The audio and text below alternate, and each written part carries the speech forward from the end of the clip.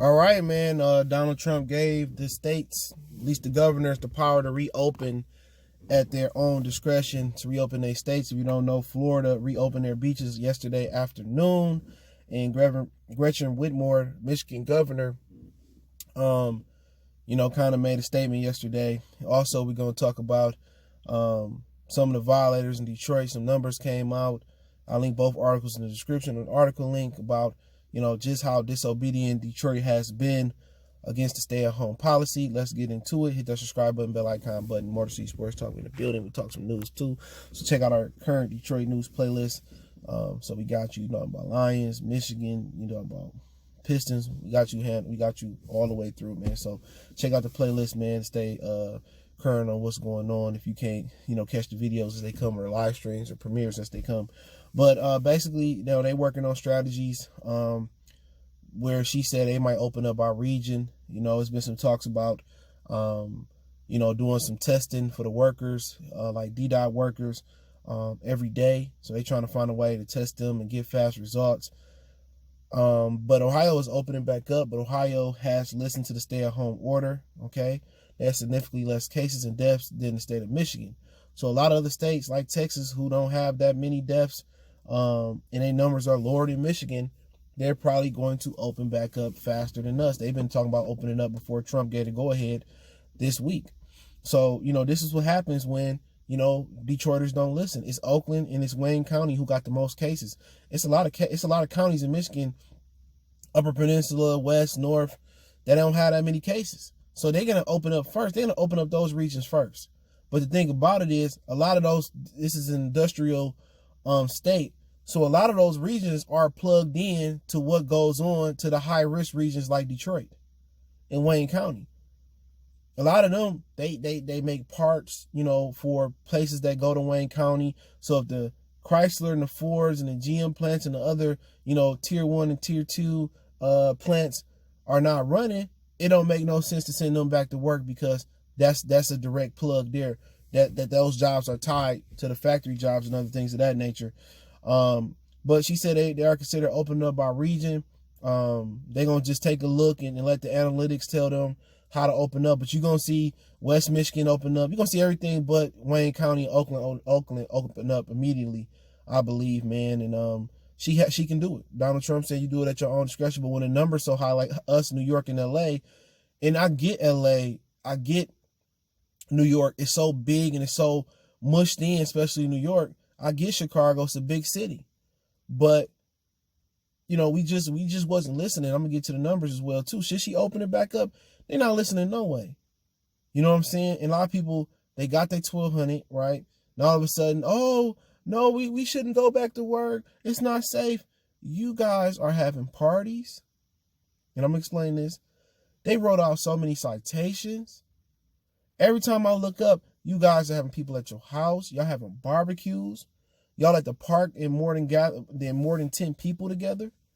You at the grocery store with no mask. You at the grocery store with your whole family. You know what I'm saying? You still, people talking about they can't pay their rent, but they buying liquor and weed every day. That's a necessity.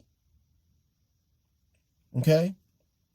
So, like I said, you ain't listening no way. That's my whole thing about it. But before I get into that part, Gretchen Whitmer, they getting mad. They all did a little rally and said that the stay-at-home order is wrong. And then, a lot of non-black people, white people sat there and rallied. And if it was black people, they would have pepper sprayed them and hit them with bean bullets and bean bags and plastic bullets and stuff.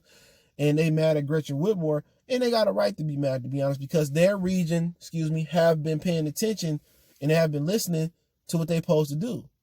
But once again, a lot of those jobs are tied to cities in other states that haven't opened back up.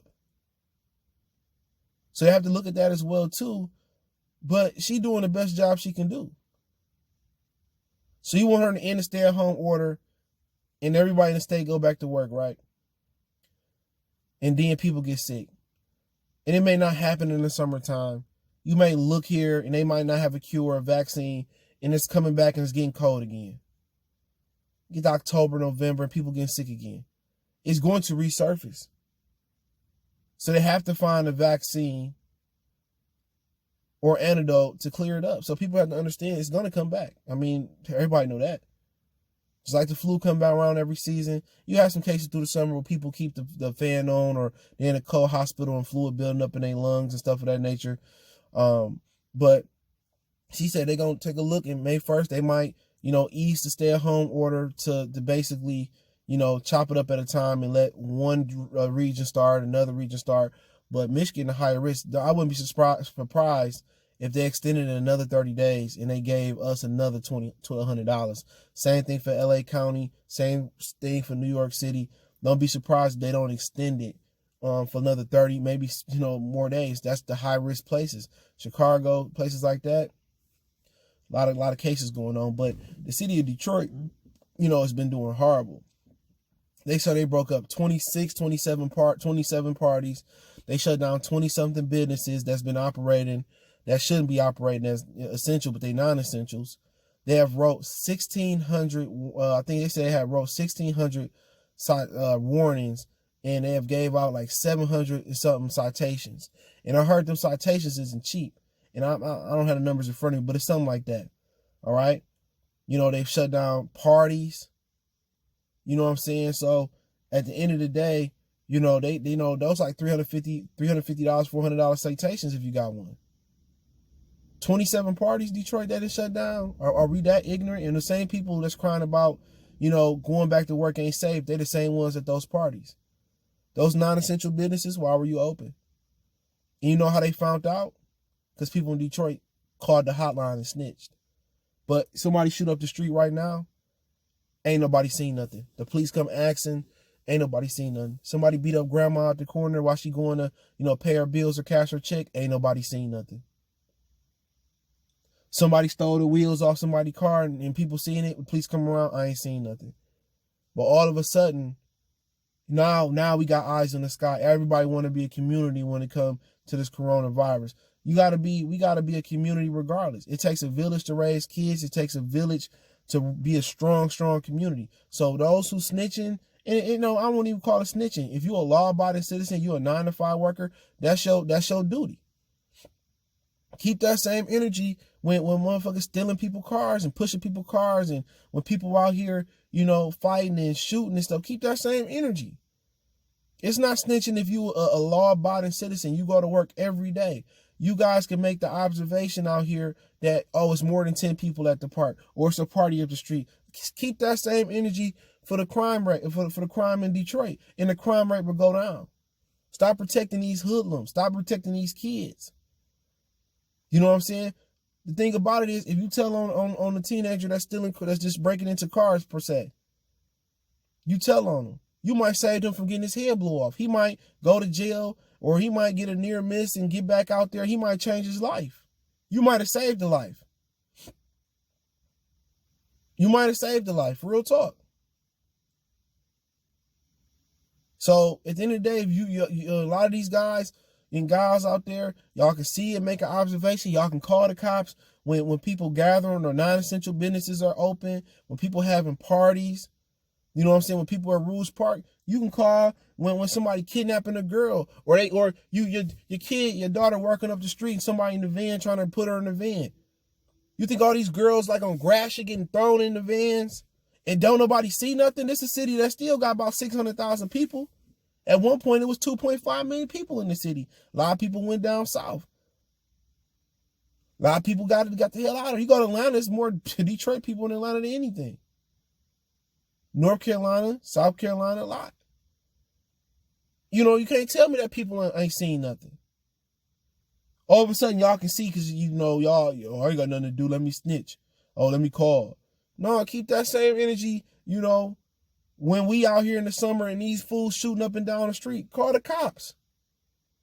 We ain't gonna never take our community back. You know what they gonna do? Slowly but surely, as the houses get bought up, and they supposed to be dropping 45%. If your money right, get you a crib. But slowly but surely, the other is moving in the city of Detroit. And all of a sudden, people going to repopulate back here. And just like the Arabs did, the black people sold all their businesses to the Arabs. That's why the gas stations are Arab. The buying fries are Arab. Black people sold all their businesses out. Just like if you leave your kid a house, he turn around and sell it. You know what I'm saying?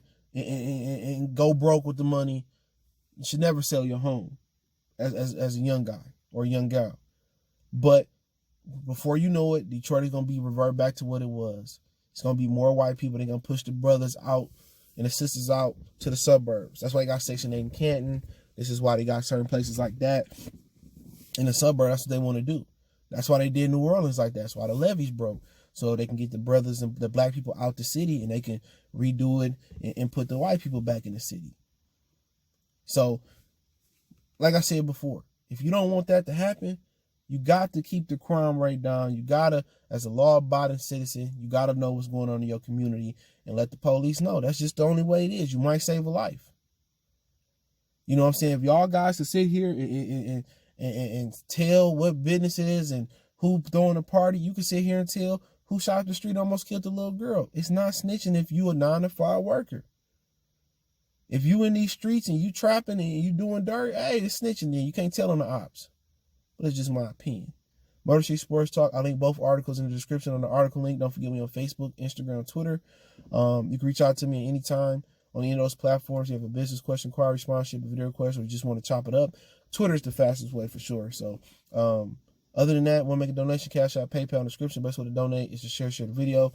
Let me know what you guys think about the video and about them gradually opening the state, probably by region. She goes on to say that, you know, she's going to weigh in indoor, outdoor jobs. And, you know, if you're working at a stadium or something of that nature, or you're working a concert, and I heard Ticketmaster is not refunding people for their concerts as well, too. That's unfortunate. But you probably won't be working a concert, going to a concert for another 6 months, 5 months. So we'll see what happens there. But hey, appreciate the love, support. Keep sharing the videos. We go.